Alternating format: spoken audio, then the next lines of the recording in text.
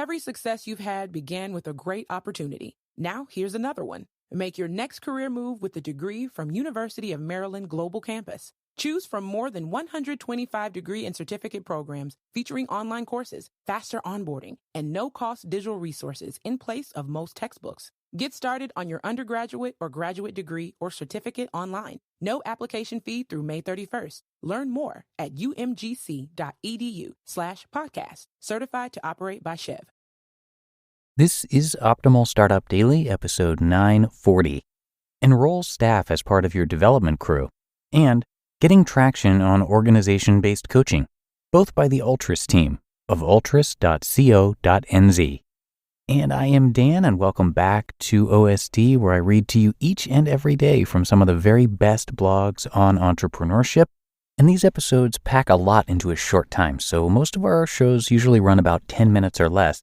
And sometimes the posts that we find are even more concise, so we're actually going to read 2 of them for you today in the same episode. So with that, let's get right to our doubleheader today as we optimize your life.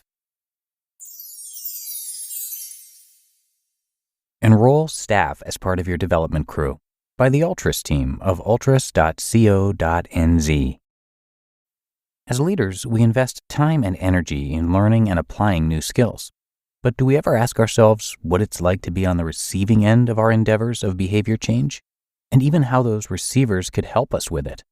Even if the organization's leadership program has been well publicized at work, staff can still be left wondering what their leaders are really working on and what downstream benefits, if any, staff can expect. Many of us want to get it right at the outset and expect to command a first-time perfect performance of the new behavior. However, there is some compelling evidence to show that incremental improvements are the way to go. The evidence is within the performance management literature. Aubrey Daniels, a clinical psychologist bestowed the title of the father of performance management, says that new behavior can be shaped over time by incremental improvements, as long as the desired behavior is, quote-unquote, pinpointed, made specific and clear, and reinforced appropriately. The behavior doesn't need to be perfect first time. Indeed, it is the incremental steps that are an important part of the journey of acquiring a new skill. So let's stop agonizing over the perfect performance and let's call in our reinforcements, that is, our staff.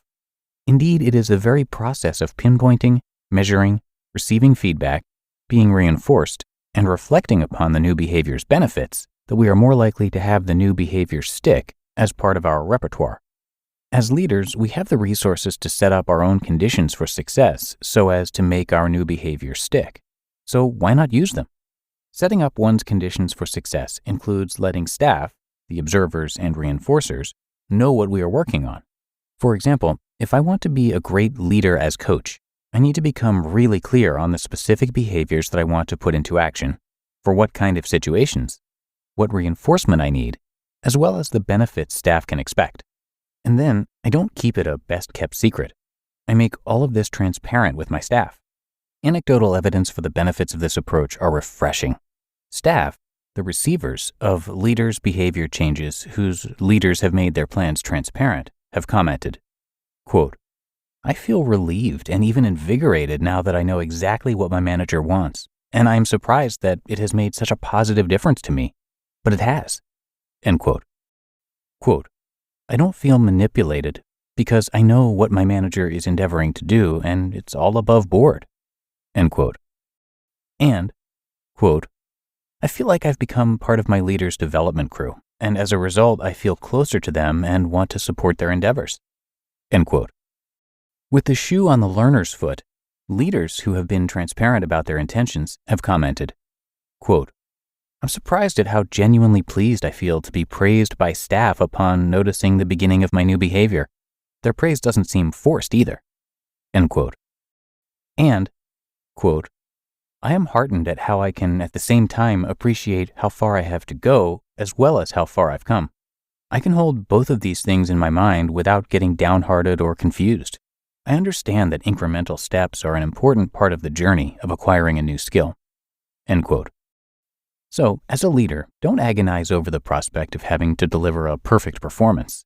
Enroll staff as part of your personal development crew. Your humanity in doing so will likely spark an equally humane response in them, and together you'll create a very pleasant tone and employer brand.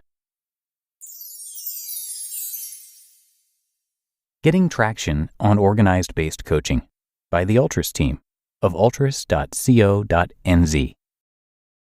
Right now, we are privileged to be part of an organizational-wide initiative which is spearheading open and constructive communication.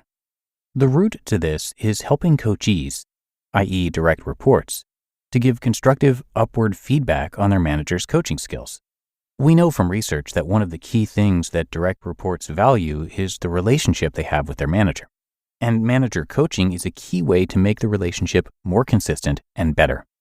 In this particular organization, managers were trained some time ago in coaching skills, and the organization wants to make sure that managers continue to get better at coaching to improve their relationships with employees. Research shows that the vast majority of organizations herald a coaching culture as desirable. However, the research also says that the successful achievement of one is not easy or prevalent.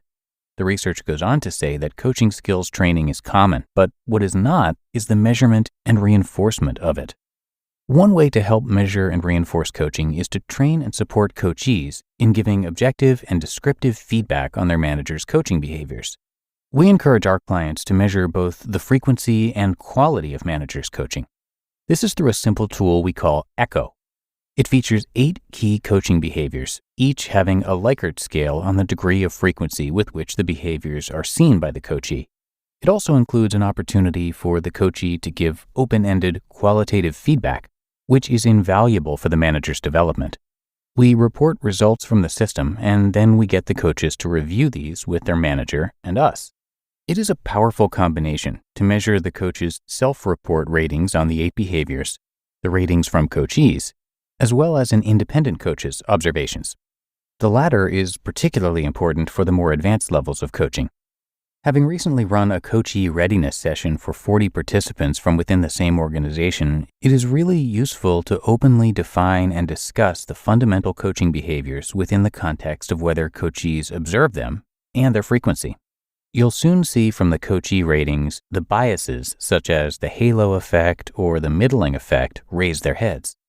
Making coachees aware of these biases is important, and for some of them, the awareness is enough to help them become objective scorers. This too helps with encouraging coachees to become objective and helpful observers of their manager's behavior in general, as well as becoming proactive in stating what they need from them in their business relationship. By measuring coaching skills, the organization is much more likely to get the impact on business they expect. Measurement does not need to be onerous, but it does need to be consistent. One of the places to start is with coachee readiness and encouraging descriptive feedback on the demonstration of manager coaching behaviors. You just listened to the posts titled Enroll Staff as Part of Your Development Crew and Getting Traction on Organization-Based Coaching, both by the Altris team of altris.co.nz. This spring, transform your outdoor space into a regular gathering place for you and your loved ones with help from Ashley. Whether you're into wicker, teak, or driftwood-inspired furniture, we've got the look you're going for. Add in accessories like string lights and beverage tubs to take your patio party from basic to curated and enjoy cozy evening vibes with a new fire pit. Visit ashley.com or stop by your local store and find affordable pricing and expert support today. Shop and save today, only at Ashley. The tech industry is having a rough season. Especially for startups compared to prior years, fundraising is increasingly hard and every dollar counts. Enter our sponsor, Notion. Notion helps startups, including us here at the Optimal Living Daily Network, save money by consolidating multiple tools you'd otherwise use for documentation, collaboration, and project management. Because of this, Notion can be a central hub for your teams to do the majority of their work. Whatever project is on your plate, Notion AI lets you skip to the good part. Save time and write faster by letting Notion AI handle the brainstorm and first draft, or turn your messy notes into something polished. Notion is now offering eligible startups up to 6 months free for their Plus plan, plus unlimited AI for that 6 months through the Notion for Startups program. Apply for your startup's free Plus access today at notion.com/OSD. And when you use our link, you're supporting our show. Start saving your startup some money and apply for Notion for Startups today at notion.com/OSD. And when you use our link, you're supporting our show. And a big thank you to the members of the Altris team for putting these posts together. Altris is all about releasing potential within teams and their leaders to deliver sustainable results for organizations. They specialize in leadership development and executive coaching. And Douglas Lang, who we most often hear from Altris, has over 15 years of experience in project and team management in a top company, working in organization development and information technology. He's operated in various senior roles with responsibility for up to 70 people. So thanks to Douglas and the entire Altris team once again for sharing their posts here on OSD, and you can learn much more by visiting altris.co.nz. And that's going to wrap up our episode for today. Hope you enjoyed it, and thanks so much for being here.